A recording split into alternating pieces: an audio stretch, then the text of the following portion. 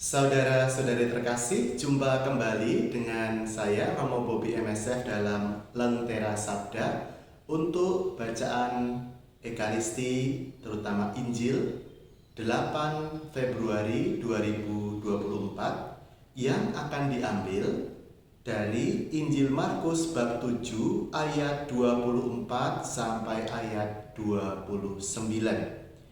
Judul perikopnya adalah Perempuan Siro-Fenisia yang percaya. Dari perikop ini kita bisa mengambil beberapa inspirasi kehidupan. Pertama-tama saya jelaskan dulu latar belakangnya. Dikatakan dalam ayat 24, lalu Yesus berangkat dari situ dan pergi ke daerah Tirus. Ia masuk ke sebuah rumah dan tidak ingin seorang pun mengetahuinya, tetapi kedatangannya tidak dapat dirahasiakan. Seorang ibu yang anak perempuannya kerasukan roh jahat segera mendengar tentang dia, lalu datang dan sujud di depan kakinya. Perempuan itu seorang Yunani keturunan Siro-Fenisia. Jadi Tuhan Yesus datang ke daerah tempat orang bukan Yahudi, yaitu bangsa yang dianggap kafir, dianggap di luar dari kelompok yang diselamatkan, yaitu di luar dari bangsa Israel. Tetapi menariknya, perempuan atau seorang ibu yang adalah bangsa berbahasa Yunani ini, bukan bahasa Ibrani, bahasanya orang Israel, menunjukkan iman yang luar biasa. Digambarkan bahwa perempuan itu datang dan sujud di depan kaki Tuhan Yesus.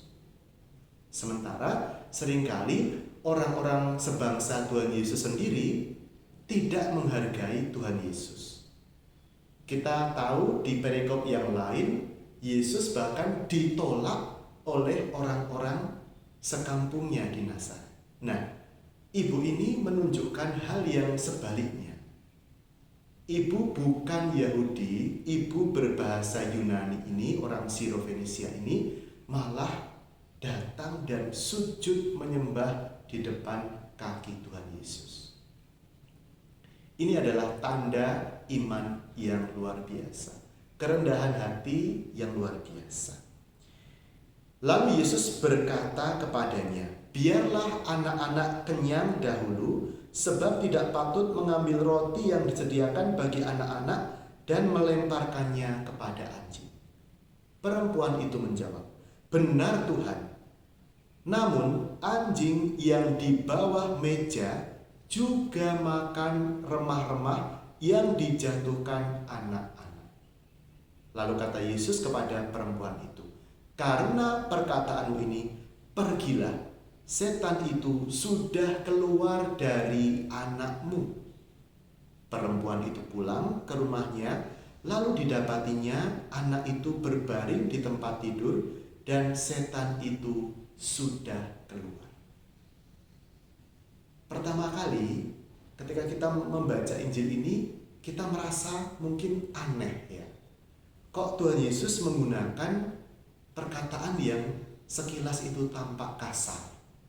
Yaitu apa? Biarlah anak-anak kenyang dahulu, sebab tidak patut mengambil roti yang disediakan bagi anak-anak dan melemparkannya kepada anjing. Nah, perkataan Yesus barusan itu sebenarnya hanya mau melukiskan bahwa Tuhan Yesus pertama kali datang pertama-tama untuk mewartakan keselamatan kepada bangsanya, yaitu bangsa Yahudi.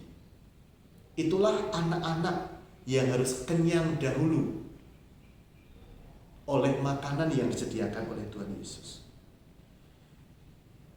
Lalu ibu ini menanggapi sabda Yesus yang terkesan kasar tadi dengan menyebutkan tentang anjing ya, dengan mengatakan, benar Tuhan, namun anjing yang di bawah meja juga makan remah-remah yang dijatuhkan anak-anak. Artinya ibu ini mau mengatakan kepada Tuhan Yesus bahwa Tuhan, saya menyadari bahwa saya bukan bagian dari bangsa Israel. Saya bukan umat terpilih. Tetapi saya percaya bahwa bahwa Tuhan akan tetap mengasihi saya.